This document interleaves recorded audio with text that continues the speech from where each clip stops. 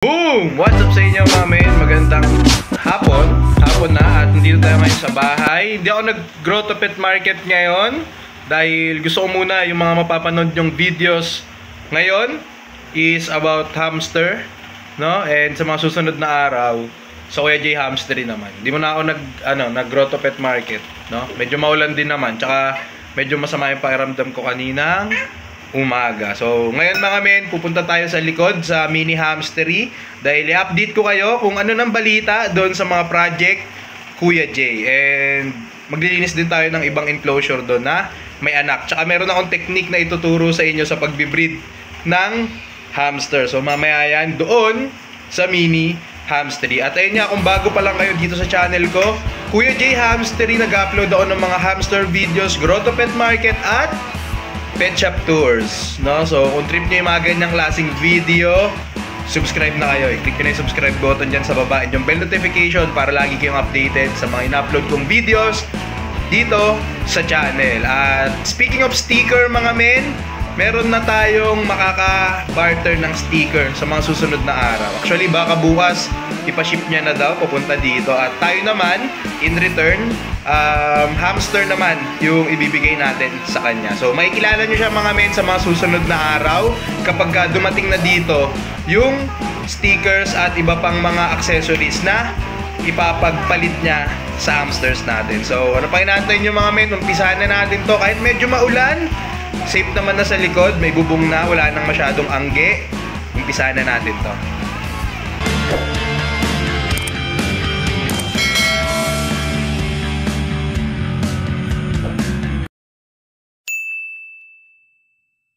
So ayun mga men, bago tayo mag-umpisa dito sa mga gawain natin, sa mga hamsters, dito sa mini hamstery, may mga nagtatanong kasi sa inyo kung ano na yung update sa mga project Kuya J. Since matagal-tagal na rin akong walang update dun sa mga pups, no?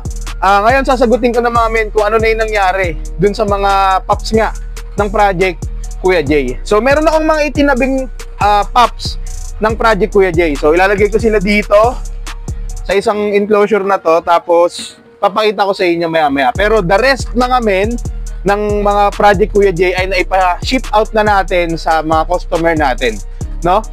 Nung pumunta dito sila men Christian Lamigo, merong mga project Kuya J na naiuwi sila papuntang Pampanga, na-avail nila dun sa dito sa mini hamstery, no? Kasi nagtabi ako noon, kung hindi ako nagkakamali, tatlong Rex na under project Kuya J, females, yung mga pups nila, no? Tapos natipuhan nila yung tatlo na yon, kaya naiuwi nila papuntang Pampanga. Tapos may tinabi pa ako na may natira eh, bali 5 kasi yon yung naitabi ko, nakuha nila yung tatlo, so may 2 pa. Tapos yung ibang project Kuya J na nandito mga men, yun na yung gagawin nating breeders, no, sa mga susunod na panahon. Mamaya ipapakita ko sa inyo. Pero yung mga hamster na iuwi nila men Christian Lamigo, eto, panoorin nyo kung ano yung mga naiuwi nila nung nagpunta sila dito. Yun! So yun nga mga men, kanina napakilala ko sa inyo si Christian Lamigo. Ayan, so ayun, nagkakwentuhan kami. Tapos nauwi sa Jaran. Ayan. So ito, pupunta ng Pampanga to mga men. Ito yung tatlo dito, anak ng project Kuya J. Ito, tsaka to. Tapos itong 2, si tatay ang ano niyan, breeder niyan, no? Tapos ito, project Kuya J. Ito, 3 Rex. Dapat breeder ko kayo pero sige na nga. Punta na kayo ng ng Pampanga, Laguna tuloy. Ayan, ito si Men, tsaka si Glenn, ayan. So yun mga men, ito na lang yung naiwan sa lahat ng mga project Kuya J pups. No, ito yung mga naitabi ko. So, ito, DS na, Rex. Ano yan? Female. Tapos, itong white, red-eyed white. Female din yan, na Rex carrier naman. Kasi yung kapatid niya, yun yung Rex. At isa yon sa mga nadala nila men Christian. Tapos, ito mga men, banded black na Rex. So, ito na lang yung natira. And yung iba sana nakasama nito is, ayun nga, yung napanood nyo doon sa video na na-avail nila Christian Lamigo. Kasama nung banded blue at saka nung tricolor dove yata yun. No? So yung tatlo doon, kasamahan nila yon. At ayun nga, na-avail nila eh. So, pinadala na natin papuntang Pampanga. So yung mga men, yung mga dito naman sa ilalim ng lamesa na to, dito nakalagay yung mga male breeders natin. Kung mapapansin nyo, dalawa yung laman ng isang enclosure. So ang breeding technique kasi na ginawa ko ngayon mga men is kukuha ko ng female breeders, tapos ilalagay ko dito sa enclosure ng male breeder. Then hayaan ko na bago ko iawat yung female dito sa male, kailangan medyo malaki na yung tiyan niya para sure na buntis, no? At nagawa ko na yan, meron na ako ditong resulta ng ganyang sistema, no? Yung pinagsama ko ng matagal dito, then tsaka ko nilipat yung female kapag malaki na yung tiyan niya. So, ito yung resulta ng una kong trial diyan, no? So, dito. Ito. Hindi ko lang to na video mga men kasi na-focus nga tayo sa Grotto Pet Market, kaya ito bumabawi nga ako sa inyo. Dito naman muna tayo sa hamstery. Ito yung unang resulta ng tinatawag ko na Only Bembang technique, no? Sa pagbibreed ng hamster. Pasensya na, pumiyok pa. And medyo sinisipon din talaga ako, kaya panay ako singhot. So ito yon, ito yung resulta ng Only Bembang technique mga men, no? Yan. Bilahin natin yung anak. Tingnan nyo kung gaano kadami. Bang! Ito yung female. Tricolor na GH. Tapos ito yung anak niya. Kung makapansin nyo, may blue. Ay no, blue yan. Grabe. Natandaan ko kung saan ko ito naipares. Oo. Kasi tingnan nyo. Natandaan ko kung saan ko naipares. Ayan no. Nanganak siya nung June 20. Ipinaris ko siya dun sa number 1. Sino ba number 1 dito? Ito. Yan. Ayun yung number 1. Ayun yung male. Male number 1 ko. So, kapag ka ito pala, at saka ito, pinagbangga ko, ganito yung lalabas. So, kung mapapansin nyo, may blue. May DS blue. Kung di ako nagkakamali, DS blue yan ha. Pero abangan natin mga men, kung talagang DS blue. Pero sa tingin ko, DS blue. Pero, wag pa rin tayo magpakasigurado. So, eto mga men, kung nabibilang nyo, ang bilang ko dito mga men, siyam. Pero sa totoo lang, ang inilabas talaga nito, hindi lang recorded, ang inilabas talagang anak nito mga men, simula nung nabantayan ko siyang mga anak, nung June 20, 11 pieces yung inanak nito. Pero kinain yung dalawa. Kaya, siyam na lang yung natira. So, ito ay ang resulta ng Only Bembang technique na ginawa ko. No?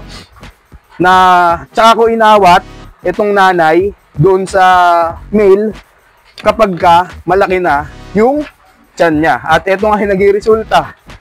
No? Pero hindi pa rin natin pwedeng sabihin na effective yung ganon. Kaya nag-try pa ako ng iba na kung saan yung iba dyan, nailipat ko na dito. Yan. Yung ibang project Kuya Jay, ganyan yung approach o technique na ginawa ko. Only Bembang technique. No? So, yung iba dito mga men, iaawat ko na din, baka mamayang gabi. Kasi yung iba medyo lobo na yun dyan.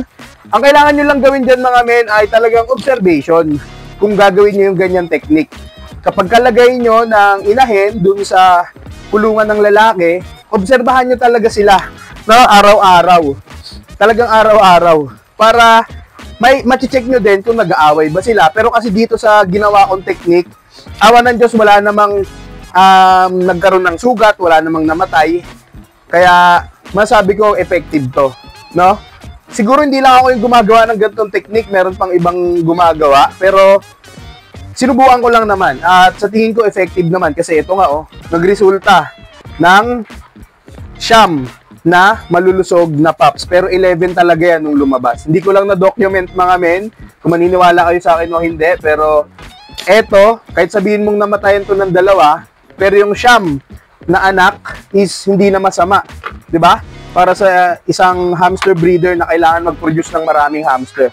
Biruin mo kung meron kang 10 female hamster na may anak na siyam na piraso. So 9 times 10 automatic 90 pieces na kagad 'yon sa 10 hamster pa lang. Eh, what more kung meron kang 50 pieces na may anak na siyam, di ba?